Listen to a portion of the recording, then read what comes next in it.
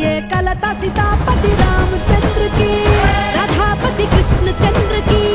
गौरीपति चंद्रचूड़ की, पवन सुत हनुमान की,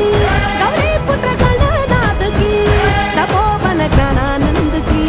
तपोवन गणानंद की, सीतापति रामचंद्र की।